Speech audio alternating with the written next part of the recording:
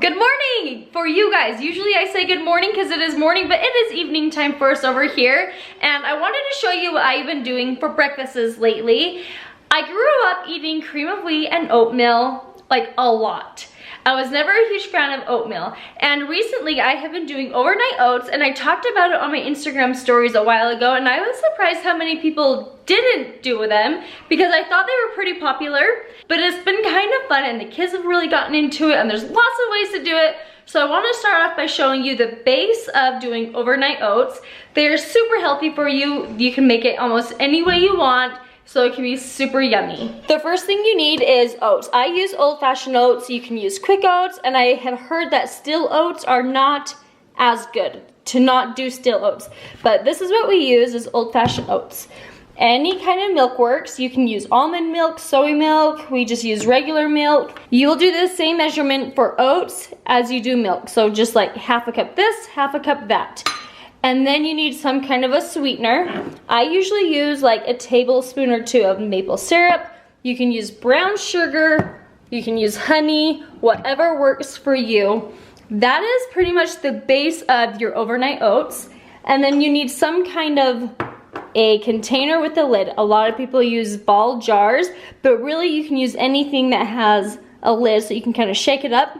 You put it in the fridge at night, overnight, or for like 5 hours, and you are good to go. So that is pretty much the gist of it, the basics of it, but why not have some fun with it and add a whole bunch of other things in it?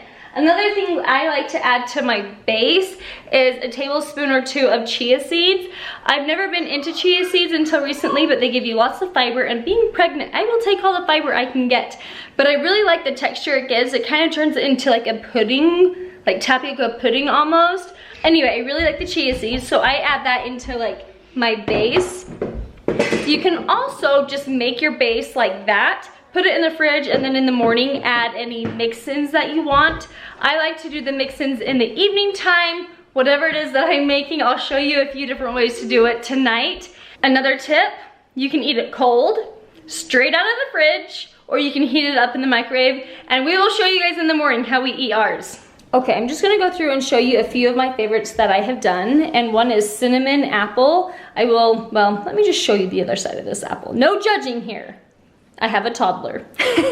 I found that apple half eaten and I didn't want it to go to waste, so I'm going to just like cut it, that yucky part off, and then dice this up into little chunks. Throw some cinnamon in there, like a teaspoon or two maybe. You just kind of throw in however much you want. I don't really measure. And then you have an apple cinnamon kind. Another yummy one is, this is cocoa, like baking cocoa.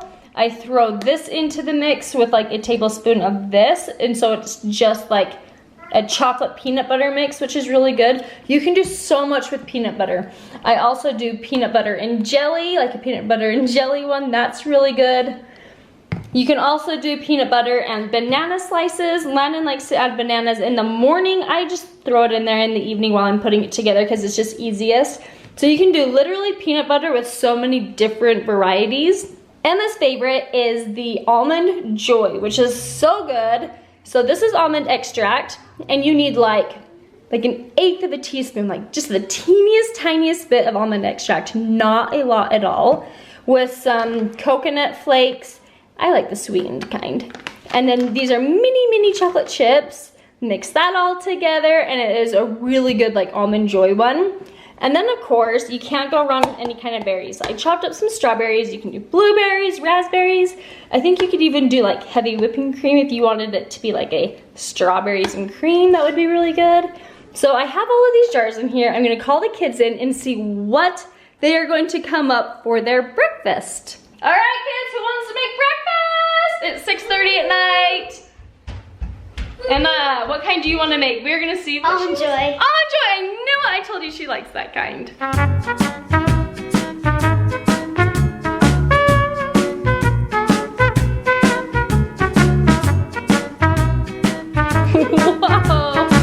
Whoa.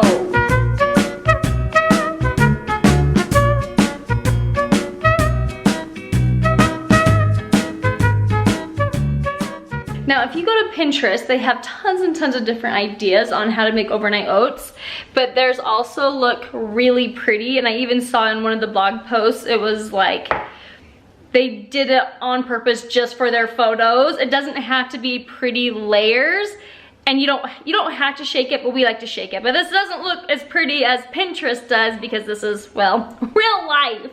Okay, I made Lucy a little baby one, and she's going to pick the toppings. What do you want in yours? What do you want to put in yours? I think I already apples. know. Yeah. You want apples? Are you the one who ate the apple and didn't finish it? Yeah. Yeah, that was you. My turn. What else do you want in there? Should we do a little cinnamon with yours too? Wow. Yeah, get it in the jar. Good job. Just a little bit more. Make sure it's really tasty. Yeah.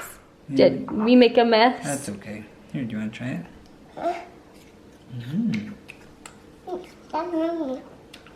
Okay, we'll mix that up, put it in the fridge, and you can have it for breakfast. Okay, Cooper, are you going to do the peanut butter and jelly, the peanut butter and banana, the peanut butter and chocolate, or anything else? Just peanut butter. Are you mocking me? Nope. Hi. Oh, sorry. Just peanut butter? That's it. No, That's come it? on. Do you want peanut butter and strawberry? Yeah.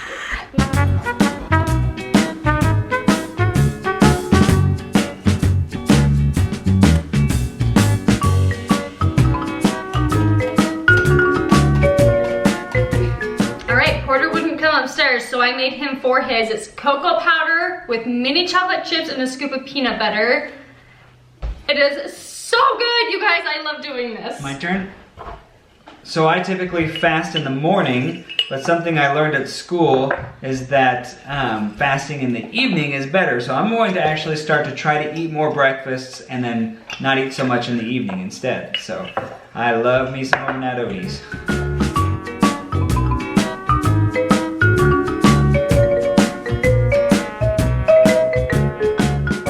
Gotta do the shake. You gotta do the shake. Shake it, girl. I swirl, I don't shake it.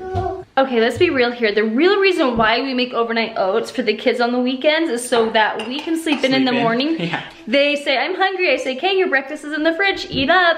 And I don't have to wake up and make the breakfast.